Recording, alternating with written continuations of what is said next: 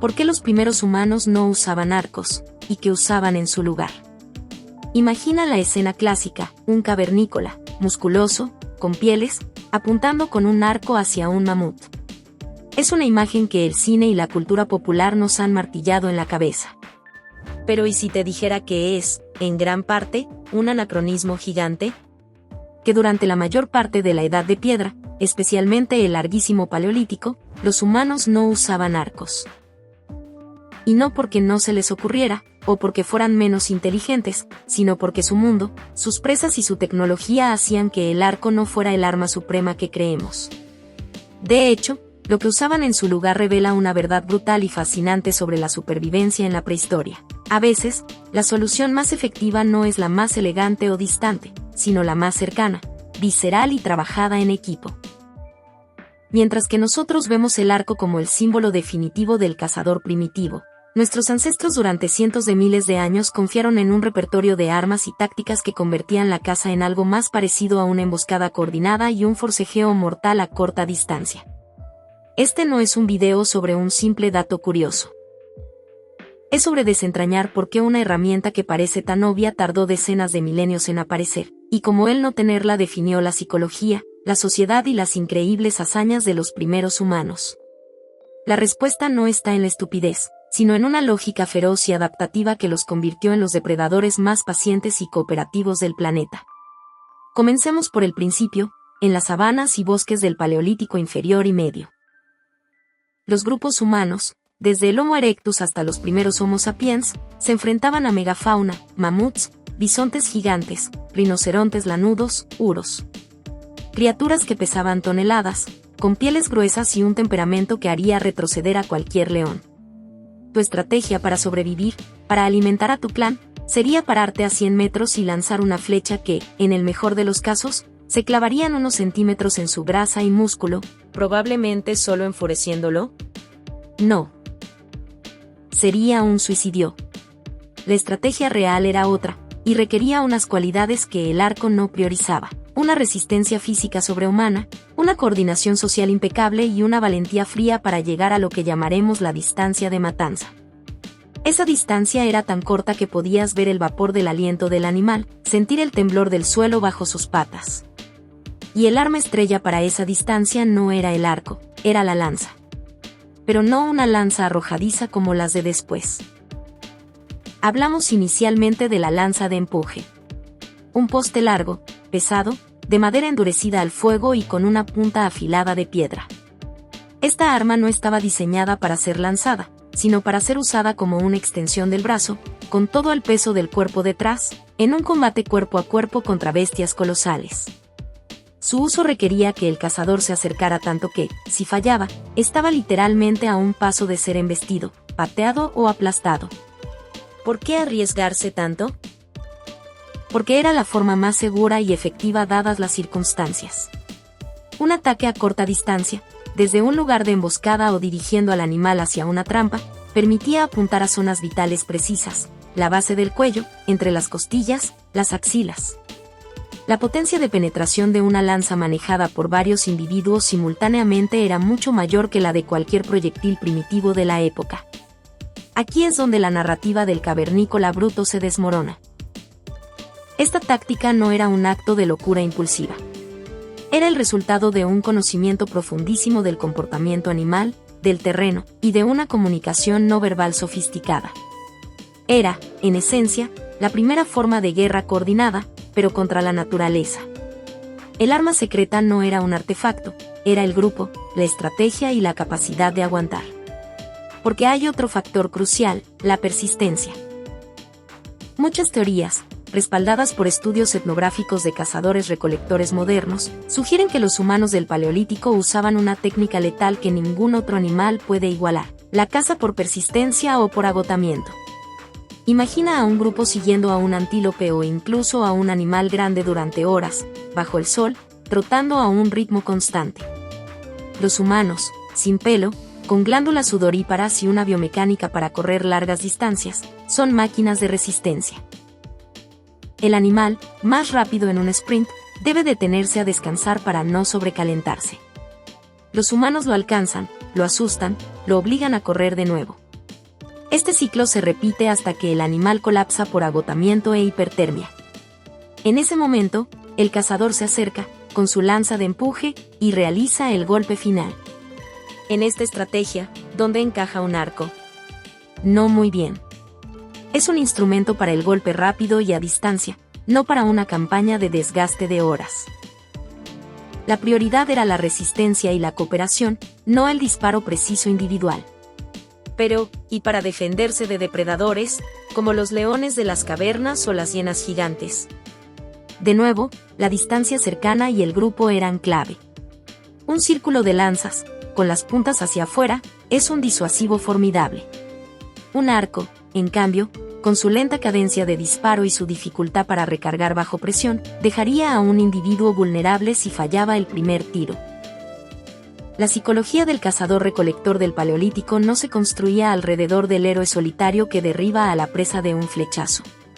Se construía alrededor del clan que se mueve como un solo organismo, donde el éxito y la comida se comparten, y donde el valor se mide por la capacidad de mantener la posición en la línea, de confiar en que el compañero de al lado cubrirá tu flanco.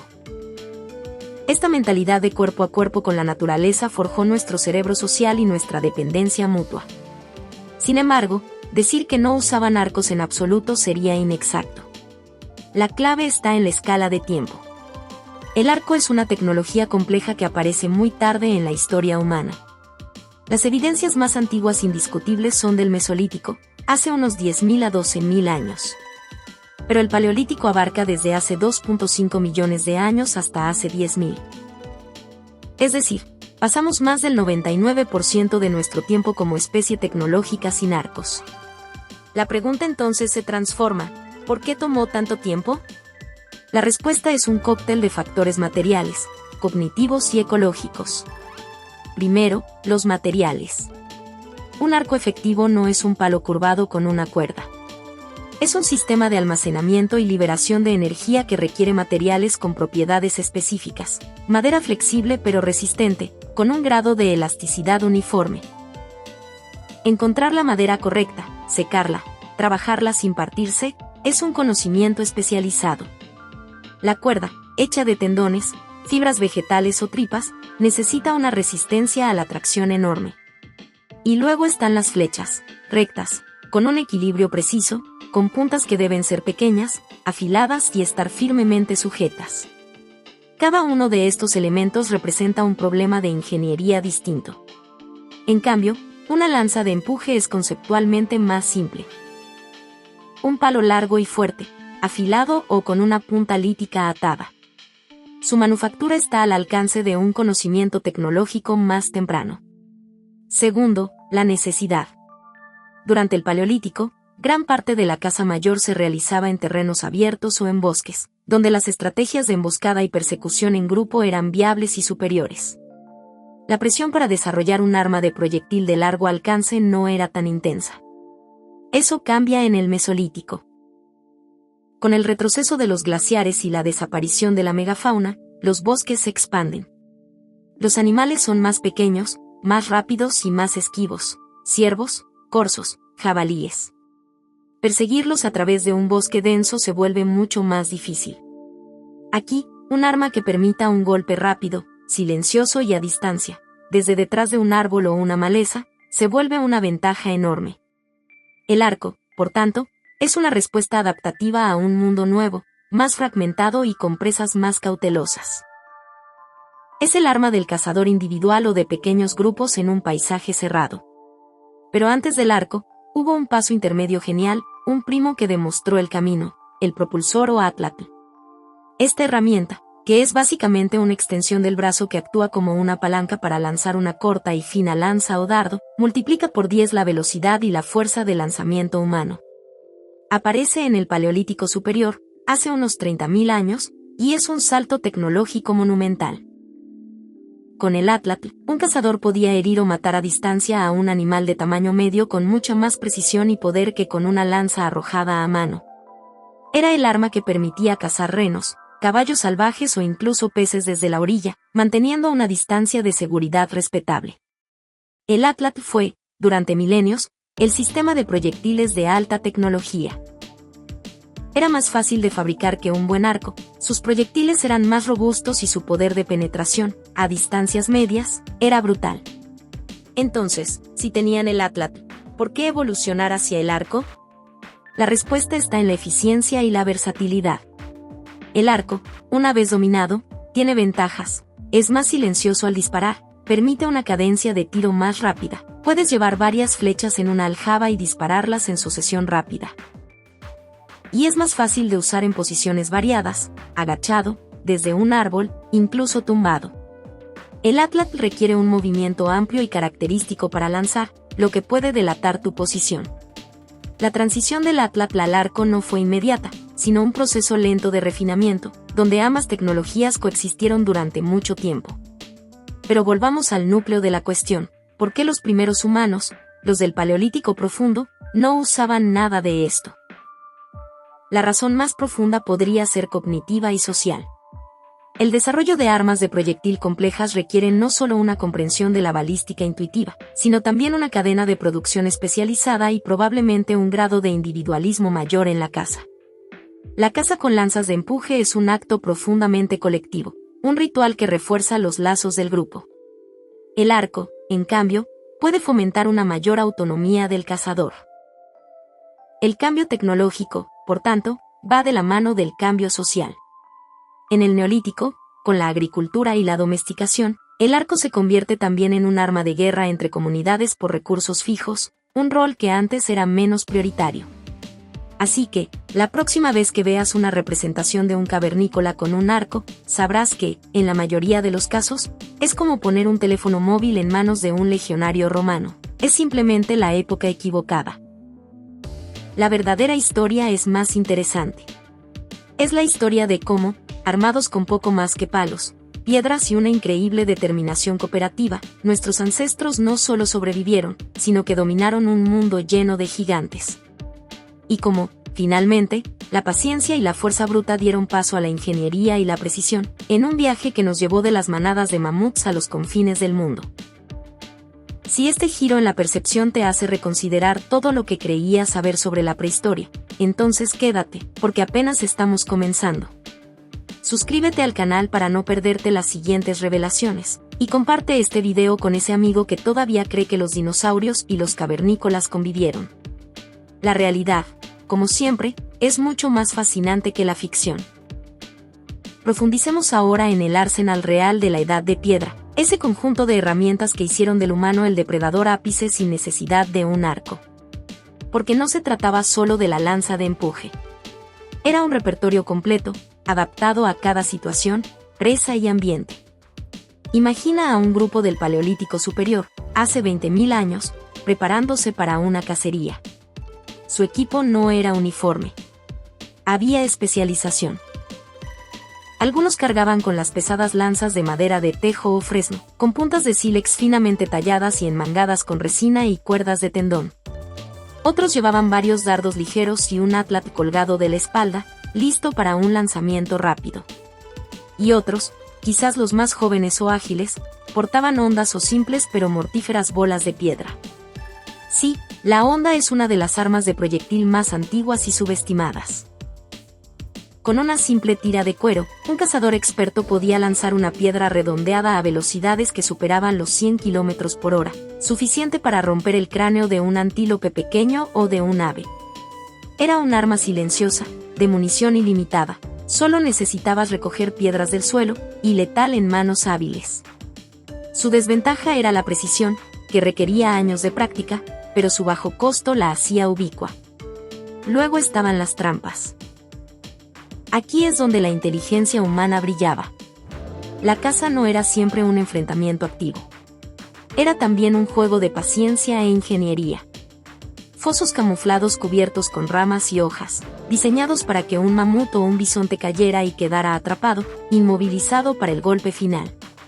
Lazos y trampas de caída hechos con lianas o tiras de cuero para atrapar animales más pequeños. Empalizadas que dirigían a manadas hacia despeñaderos, en una técnica conocida como caza en acantilado o jump kill, donde la gravedad hacía la mayor parte del trabajo. Estas tácticas convertían la caza en un evento planificado, casi logístico, que minimizaba el riesgo para los cazadores y maximizaba el rendimiento. No se necesitaba un arco para derribar 10 bisontes a la vez y los dirigías hacia un precipicio. Pero hablemos de la herramienta que quizás sea la más emblemática de la fuerza bruta inteligente, el lanzador de lanzas o atlatl. Ya lo mencionamos, pero su importancia merece un capítulo aparte. El atlatl no es solo un palo con un gancho. Es una maravilla de física aplicada. Al actuar como una extensión del brazo, aumenta la palanca, permitiendo que el músculo humano aplique fuerza durante una distancia mayor. El resultado es que un dardo relativamente ligero sale disparado a velocidades que pueden superar los 150 km por hora.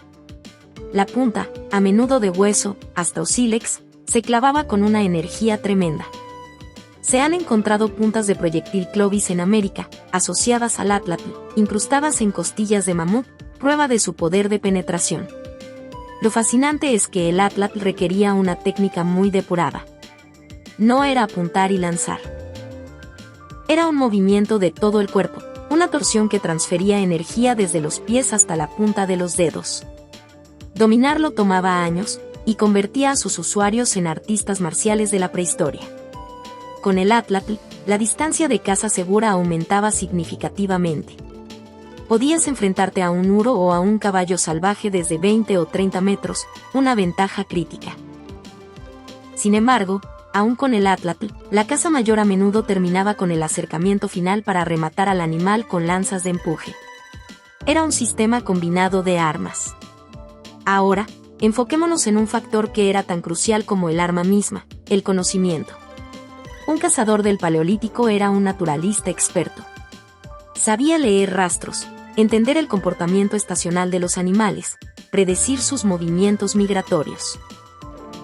Sabía que un mamut herido podía ser más peligroso, pero también que podía ser dirigido hacia un terreno pantanoso donde quedaría atascado.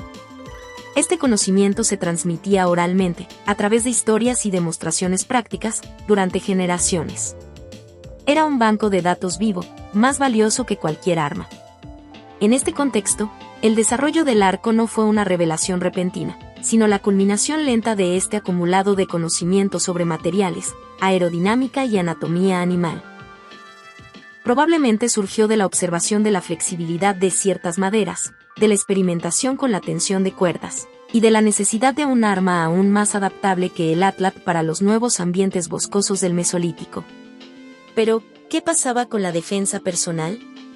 En un mundo con felinos dientes de sable, osos de las cavernas y manadas de lobos, ¿cómo se defendía un individuo separado del grupo?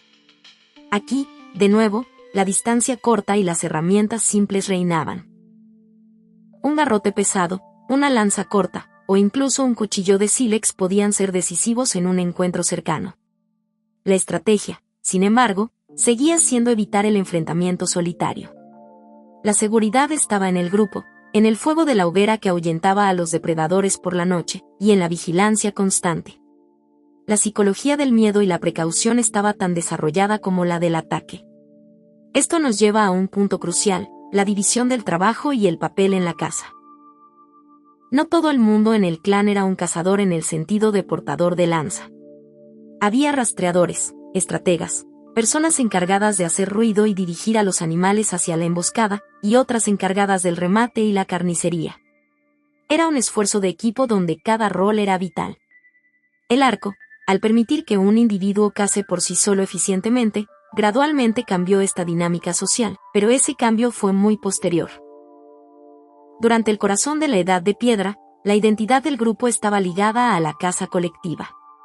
Los ritos, las pinturas rupestres en lugares como Lascaux o Altamira, no suelen mostrar arqueros. Muestran manadas de animales y figuras humanas a veces con lanzas o atuendos rituales.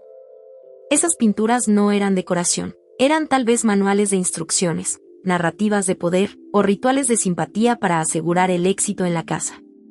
Reflejaban el mundo que conocían. Un mundo de fuerza animal y confrontación directa.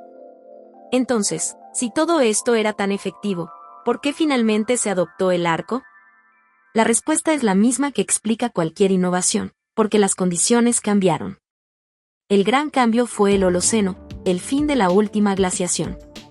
Los grandes mamíferos, Los megaherbívoros, que eran el blanco perfecto para las estrategias de emboscada grupal, se extinguieron o redujeron drásticamente su número. El paisaje se volvió más boscoso. Los animales disponibles eran más pequeños, más rápidos, y vivían en hábitats cerrados donde las grandes batidas de caza eran menos prácticas. En este nuevo mundo, la eficiencia individual y la capacidad de hacer un primer golpe letal desde el anonimato de la vegetación se volvieron clave. El arco es el arma perfecta para este escenario. Es más silencioso que el atlatl, el chasquido de este último al lanzar es distintivo. Permite llevar más munición de forma compacta, y su curva de aprendizaje, aunque larga, conduce a una herramienta supremamente versátil para la caza menor y la guerra. Su adopción generalizada en el Mesolítico y Neolítico no fue un rechazo a las viejas formas, sino una adaptación brillante a un nuevo conjunto de desafíos. De hecho, muchas sociedades siguieron usando el atlatl junto al arco durante milenios, eligiendo el arma según la presa y el terreno. Los inuit, por ejemplo, usaban el atlatl para cazar focas desde el hielo hasta tiempos históricos. La lección aquí es que los primeros humanos no eran tontos por no usar arcos desde el principio. Eran pragmáticos hasta la médula. Invertían su energía y ingenio en las herramientas y tácticas que daban el mejor rendimiento para su entorno específico. Inventaron el arco cuando el entorno les dijo que lo necesitaban, no antes. Esta capacidad de innovación contextual, de no aferrarse a una herramienta por tradición si otra funciona mejor, es quizás el verdadero secreto de nuestro éxito. Nos adaptamos. Pasamos de la lanza de empuje al atlatl, y del atlatl al arco, y después a la honda, la maza, y finalmente al M. Et al. Cada paso fue una respuesta a un problema concreto. Así que, la próxima vez que alguien menosprecia a los cavernícolas por no tener tecnología avanzada, recuérdales que su tecnología no estaba en la complejidad de un artefacto, sino en la sofisticación de su cooperación, en la profundidad de su conocimiento ecológico y en la valentía de enfrentarse a un mundo gigantesco con nada más que ingenio y determinación. El arco llegó cuando fue la hora correcta. Pero durante cientos de miles de años, lo que usaron en su lugar fue suficiente para conquistar el planeta. Si estás encontrando fascinante esta mirada a la ingeniería y estrategia prehistórica, hay mucho más por explorar. En este canal, Cronos Primigenio, nos dedicamos a desentrañar los misterios de la Edad de Piedra con rigor y una narrativa envolvente. Suscríbete y activa las notificaciones porque en el próximo video vamos a adentrarnos en un tema igual de sorprendente. Como los grupos del Neolítico, sin brújulas ni mapas, realizaron migraciones épicas a través de océanos y continentes, guiados por señales que la ciencia moderna apenas empieza a entender. Comparte este video con quienes creen que la prehistoria es aburrida, les vas a cambiar la mente. Ahora, continuamos con la última parte de esta historia, donde veremos cómo la ausencia del arco forjó no solo tácticas, sino quizás la propia esencia de lo que nos hace humanos. Llegamos a un punto crucial. Hemos visto las armas, las tácticas, la evolución tecnológica. Pero el impacto de no usar arcos durante la mayor parte de la prehistoria va más allá de la mera caza. Moldeó nuestra fisiología, nuestra psicología social e incluso nuestras estructuras cerebrales de una manera profunda. Piensa en ello, la caza mayor cooperativa y a corta distancia era una presión evolutiva de primer orden. ¿Qué tipo de humanos favorecía? Favorecía a los individuos con una resistencia cardiovascular excepcional, capaces de correr y trotar largas distancias. Nuestros cuerpos, con sus tendones elásticos en las piernas, su capacidad para sudar y regular la temperatura, y su postura bípede eficiente, son el resultado de una coevolución con esta forma de caza. No somos velocistas como los felinos, somos maratonistas. El arco, como herramienta que privilegia la fuerza estática del brazo y la precisión fina, no habría ejercido la misma presión para desarrollar esa resistencia de fondo que nos define. También favorecía a los individuos con una capacidad avanzada de comunicación no verbal, de leer las intenciones de los demás miembros del grupo en un instante, de coordinar movimientos complejos sin una sola palabra.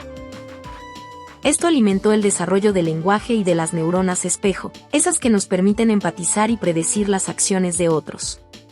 Una cacería con arcos puede ser más individualista. Una cacería con lanzas de empuje es un ballet de movimientos sincronizados donde la vida de tu compañero depende de tu timing perfecto.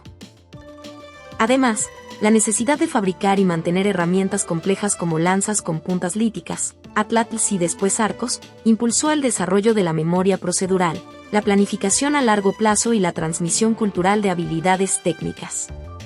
Un joven aprendiz no solo aprendía a tallar una punta de flecha, aprendía a seleccionar la veta correcta del sílex, a preparar el adhesivo de resina y carbón, a atar con tendones de una manera que resistiera la tensión y el impacto.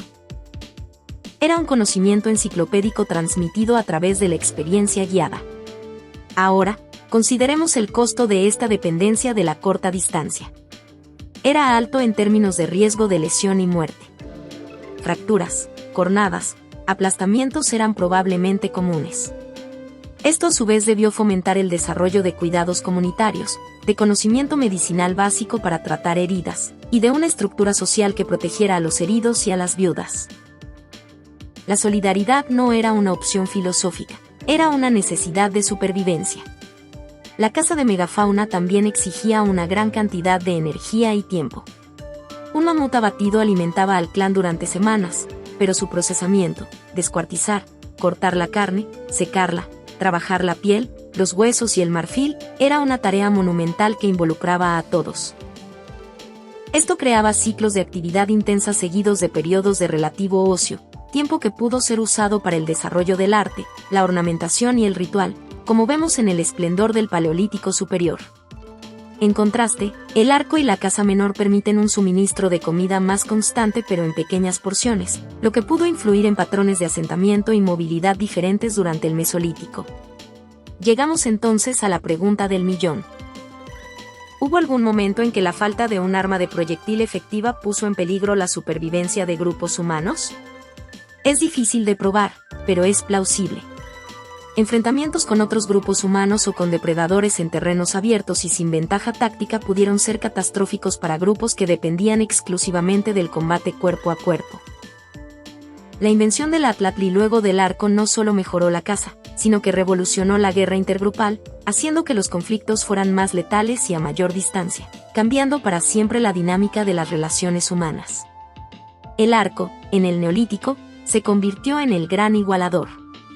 Un pastor con un arco y algo de entrenamiento podía defenderse de un atacante mejor armado para el combate cercano. Esto democratizó, en cierta medida, la violencia y pudo influir en la forma en que se organizaban las defensas de las primeras aldeas. Sin embargo, el legado más duradero de la era prearco es quizás mental.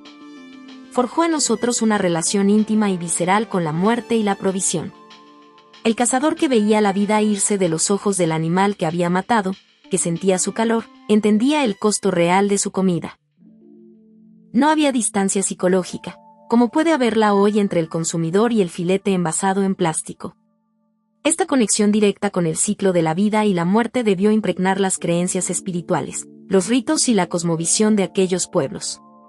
Las magníficas pinturas de animales en las cuevas no son solo representaciones, son testimonio de un respeto profundo, casi místico, por las criaturas de las que dependían.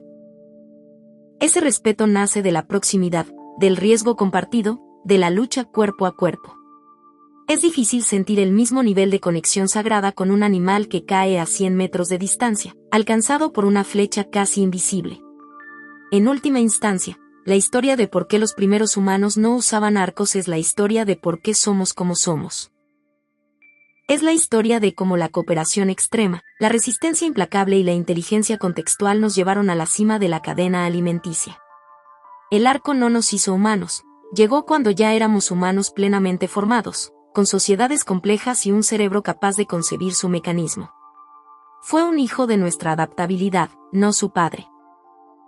Así que, la próxima vez que sostengas algo en la mano, ya sea un teléfono, un volante o un simple lápiz, recuerda que esa capacidad de manipular el mundo con herramientas nació de ancestros que, con un palo afilado en la mano y la confianza de su clan a la espalda, se enfrentaron a los gigantes de la tierra.